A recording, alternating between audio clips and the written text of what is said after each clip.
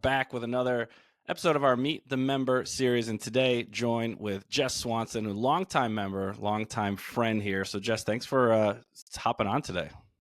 Yeah, of course. So, you were originally Division I athlete, and then made a little transition after that into finding fitness and working out after. So, I'd love to just get a little sense of what was that transition like, moving from Division I athlete to now life outside of college, and how fitness fit in there. Yeah, well, college was a long time ago now, so it seems like a really long time ago that happened. But yeah, I mean, I will say when I stopped playing soccer, at that level, it was an identity crisis. Mm. I didn't know who I was without soccer. That's just what I did for 20 plus years of my life, all day, every day, it seemed like. And so when that just kind of ended, you almost feel lost for a second. You're like, what am I going to do? Okay, now I'm still in school because our season would end, in the winter time. So you still had spring season and all of that. And so it was just like, what am I going to do? I don't know what to do without soccer. So that took a long time to kind of transition. And I had some life stuff kind of happen through that process too that was a little bit of a struggle and a learning curve, but we got through it. And yeah, it was hard to figure out who I was without it. And then so it took me a couple years to even find CrossFit after ending, soccer. I was doing, the Globo gym thing, which I really didn't love and really hated, and was a struggle to kind of get myself into the gym to go and just do this Globo gym, your hour of walking on a treadmill and, lifting some dumbbells or whatever you thought you were supposed to do. And being an athlete, a team sport athlete, you're used to somebody kind of telling you what to do. And, once I found CrossFit,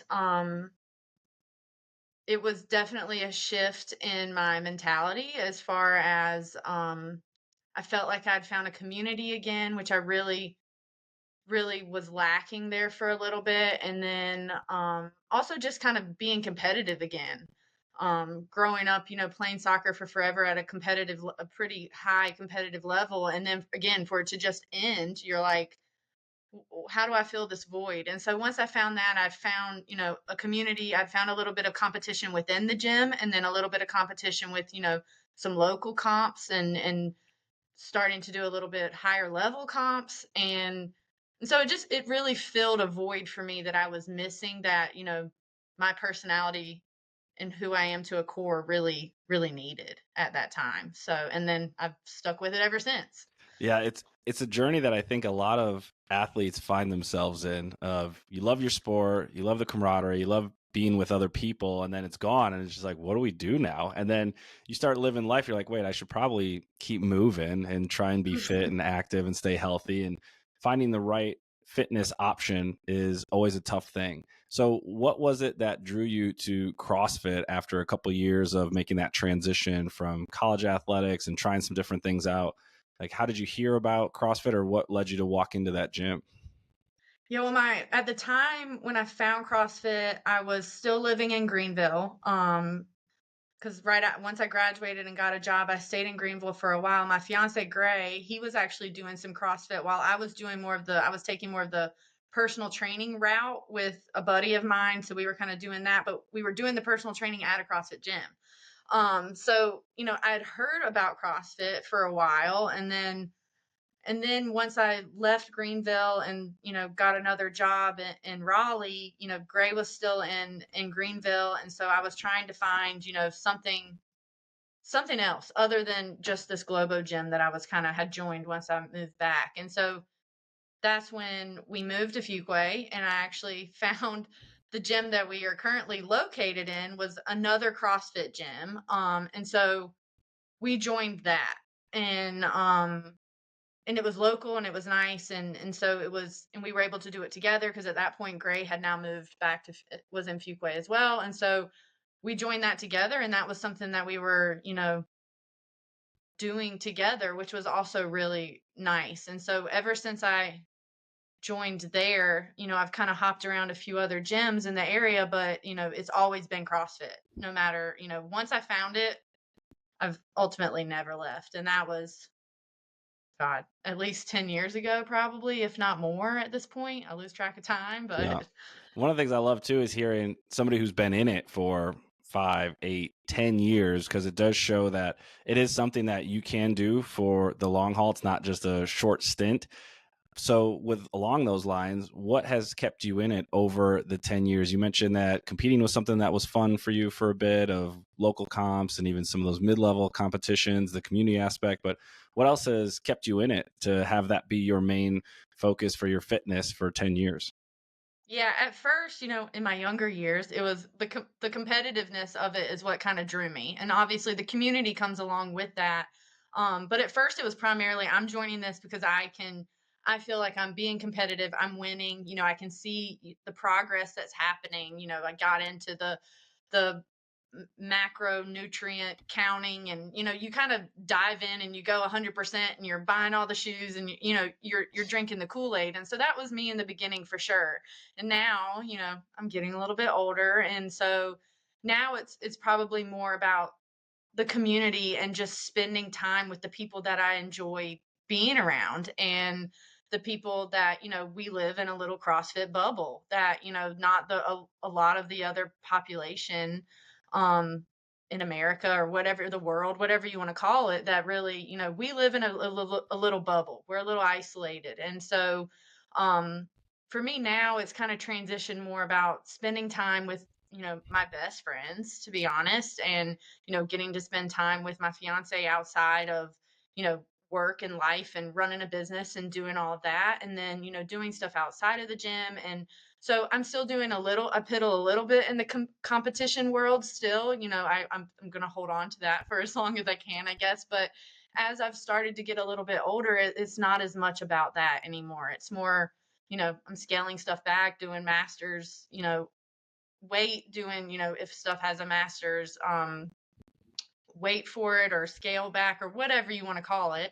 I have no issue doing that, and it's a way for me to keep my body feeling the best for what I do on a daily basis. But yeah, I would say now it's mostly the community and spending time with the people that I enjoy being around outside of the other chaotic part of life. Yeah, and I love hearing when folks have different motivations or different things that push them, whether it is improving their own personal fitness, whether it's competitively or attempting new lifts or learning new movements. And then as you've been in it for a while, like you said, you start to shift and priorities shift. And now it's like, hey, I enjoy just being around friends, and I enjoy the community, and I enjoy the way it makes me feel, and I can modify and adjust workouts to hit that. And so along the lines there, you've had a couple different jobs over the course of your time in CrossFit, from working a job where you had to commute 30, 40 minutes away to now running your own business that's local. How have you found the ability to continue to find a space for CrossFit despite, work and other things coming up? I get asked this question a lot about just all things in my life. How'd you play soccer and go to school at the same time? How'd you go to get your master's and work at the same time? Like, how do you do these things? And my answer a lot of times is probably oversimplified, but you just do it. I mean, you I guess you just kind of you make room for it, and then it becomes part of your routine, and you just do it. Yeah, I mean, from for 7, 8, 9 years, I was commuting, 45 minutes to an hour one way for a job that I was working, which, you're sitting in a car one way, and then you get to your office and you're sitting behind a computer desk and you're sitting some more, and then you drive home, and you're driving home and you go straight to the gym, and then you do your stuff, and then you go home. But um now I'm in a completely different area as far as like where I am in my life and what I'm doing career wise, where now I live 5 minutes from where I work and I own the business. And so there's a little bit of flexibility that has came with that. Which I love, and it sounds really dumb probably when I say this, but removing that 45-minute one-way drive for me was life-changing. Because now I gained that hour and a half, 2 hours back in my life to do other things that I would rather be doing, whether it's work or gym or something else. So it sounds dumb and oversimplified when I say that, but it really, really was life changing for me to get rid of that drive. And it's been wonderful. And then, just making time for the gym is just it's just part of what I do. It's just part of my routine. I know that I'm gonna work until 6 o'clock. I'm gonna go home, I'm gonna change into my gym clothes, and I'm gonna go to the gym. And that's just what I do. And it's just part, and once you make it part of your routine, it's you just don't even think about it twice. You just do it. I mean, it sounds so oversimplified when I say it out loud, but I get asked that question all the time by people, especially people outside of our bubble that are just, how did you do all these things? And it's like, I really don't know the answer. It's not like I have some special recipe that I've come up with to be able to, accomplish certain things or whatever, but you just do it. Yeah, I think it speaks to the idea that if something's meaningful for you and it has relevance, like you're going to find time to get it into your day, even if you have an hour and a half to 2 hours of commuting or work or all these other obligations. There are some certain non-negotiables that you're like, this is going to happen as often and as consistently as I can make it happen. And it comes down to just being able to create that habit. And once it becomes a habit, it just becomes part of your routine. It's just the next thing you do.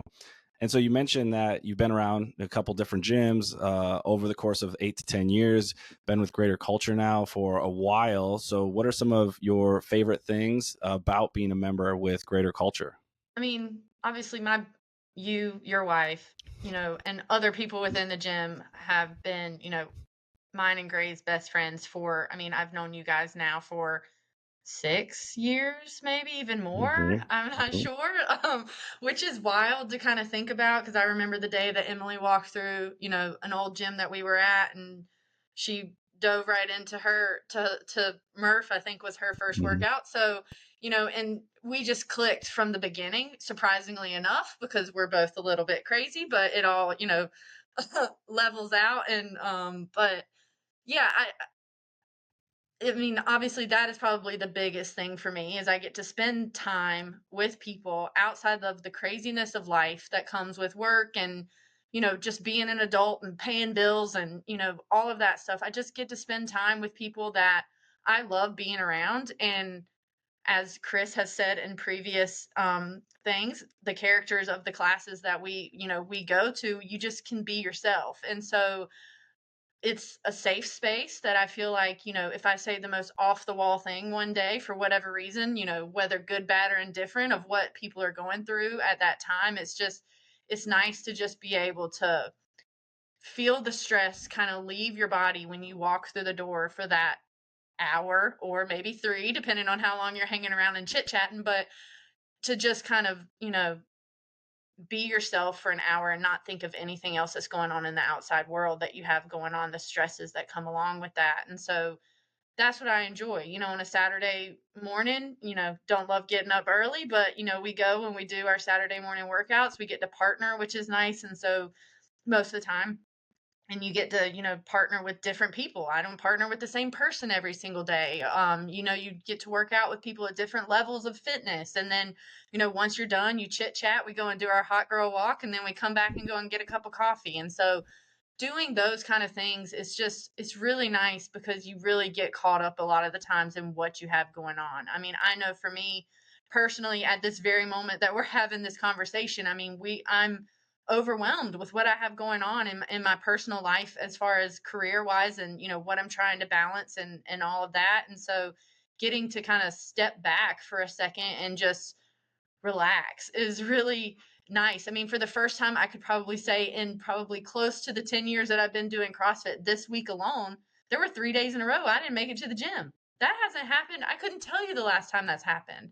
It's just, things get wild and crazy. And so you're doing stuff, but yet we were still able to make some time with the people at the gym, outside of the gym, to still just kind of, be ourselves and not think about everything that we have going on. So, Yeah, that ability to be able to show up and have it be for some folks maybe the best hour of their day or one of the highlights of the day because of the fact that they get to communicate and chat with other people, have some fun, throw down, sweat, laugh about things, share some of that struggle as well. It's a huge reason why a lot of people who jump into CrossFit end up staying in it and stay in it for a number of years like you have. So I've got a couple quick hitter questions for you here, all pretty much CrossFit related. So you've been doing this a while now. So what would you say is your favorite movement, or we can even go piece of equipment that if you see it programmed, you get excited for? My favorite movement is probably a wall ball Yeah, it's a or rarity. double Not many unders. people would say that, I Yeah. feel like.